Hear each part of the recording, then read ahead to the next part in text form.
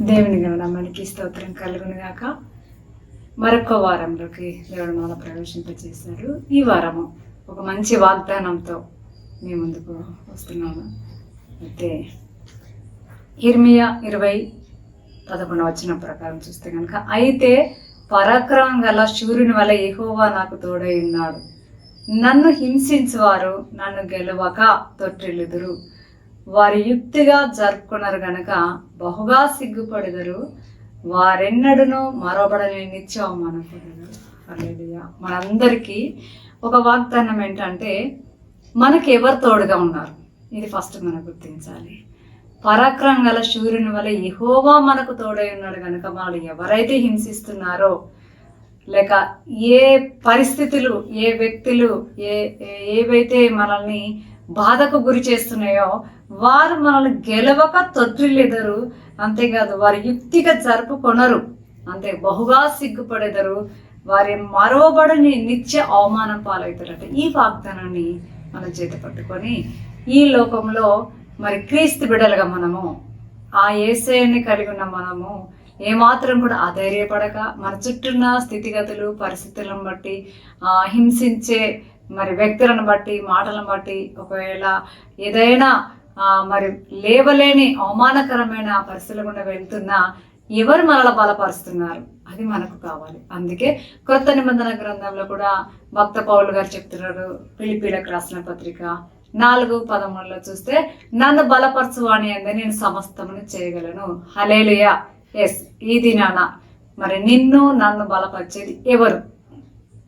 నీ కొరకు, నా కొరకు ఆ పరలోకం నుండి దిగి వచ్చి మరి పాపులుగా మరి నరక పాత్రలమైన మన కొరకి ఆ పరమాత్ముడే తన పరిశుద్ధ రక్తం అంతా ఆ యొక్క సిలువలో కార్చి నీ కొరకు నా కొరకు మరణించి 3వ దినాన తిరిగి లేచి ఆ యొక్క మరణపు ముళ్ళుని విరిచి తండ్రి కుడిపార్శ్వమందు ఆసీనుడమైన ఆ యొక్క యేసయ్య మన కొరకు విజ్ఞాపన చేస్తున్నాడు. సమస్తమును కూడా సమాప్తి చేశాడు. కాబట్టి మనకు కలుగుతున్న ఏ శ్రమలో అవమానాలు చూసి ఏమాత్రం భయపడక మనల్ని ఎవరు బలపరుస్తారు?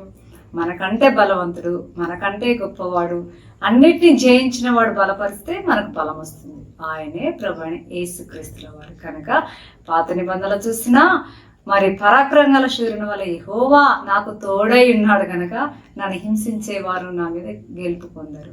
అలాగనే మరణాన్ని గెలిచి లేసిన యేసయ్య మనల్ని బలపరిస్తే కనుక అన్నిట్లో కూడా మనకు జయమే.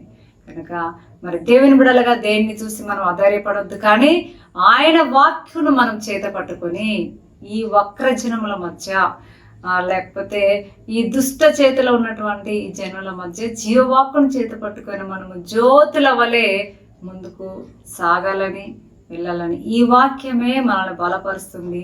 119:50 ప్రకారంగా నీ వాక్యమే నన్ను బలపరుస్తుంది, నా ఆ బాధలో నెమ్మదిస్తుంది, నీ వాక్యమే నన్ను బ్రతికిస్తుంది. కనుక బ్రతికించే ఈ వాక్యాన్ని అనుదినము మనం భుజిస్తాము, అనుదినము ఆస్వాదిస్తాము. బ్రతికించే ఆ దేవాది దేవుని అనుదినము ఆరాధిస్తూ మన పిలుపు వచ్చినప్పుడు, ఆ పరలోకపు రాజ్యాలకు వెళ్ళినప్పుడు బల నమ్మకమైన నా కుమార్తె, నా కుమారుడా అనిపించుకునేటువంటి మంచి పోరాటం పోరాడదాము. ఆయన ఇచ్చే ఆ జీవ కిరీటం కొరకు మనము ధైర్యం కలిగి మనల్ని బలపరుస్తున్న ఆయనను బట్టి ముందుకు సాగుదాము. దేవుడి మాటలు మనల్ని దీవించి ఆశీర్వదించి మన జీవితాలను బలపరచను గాక. ఆమేన్. చిన్న ప్రార్థన చేసుకుందామండి. సకల ఆశీర్వాదములకు కారణపుతున్న పరలోకపు తండ్రి, మీకు వందనాలు చెల్లిస్తున్నాం. మా తండ్రి, మమ్మల్ని బలపరిచేది ఎవరు? మనుషులు ఉండకూడదు, మామూలుగా వ్యక్తులు కాకూడదు అయ్యా. ఈ లోక సృష్టికర్త మీరే మమ్మల్ని బలపరుస్తూ ధైర్యపరుస్తూ ముందుకు నడిపిస్తున్నారు గనక మా ఎదుట ఉన్నటువంటి మరి పరిస్థితులను అధిగమించే శక్తిని మీ వలన పొందుకొని గొప్ప జయాన్ని అయ్యా మేము చూస్తూ నీ వైపే సాగే కృప భాగ్యాన్ని దయచేయమని యేసయ్య అతి శ్రేష్టమైన అధికారంగా నామములో అడిగి వేడుకుంటున్నాము పరమ తండ్రి. Amen. May God bless you. Amen. Amen. మీకేమైనా ప్రార్థన అవసరాలతో ఉంటే మాకు సంప్రదించండి. మా ఫోన్ నెంబరు మీకు స్క్రీన్ మీద కనబడుతుంది కనుక ఆ ఫోన్ నెంబర్ సంప్రదించండి. అలాగే మినిస్ట్రీ యొక్క జీజస్ సాల్వేషన్ గాస్పల్ మినిస్ట్రీని కూడా మీరు ప్రార్థనలో ఎత్తి పట్టుకోండి. జీమెయిల్ కూడా ఉంది దానికి.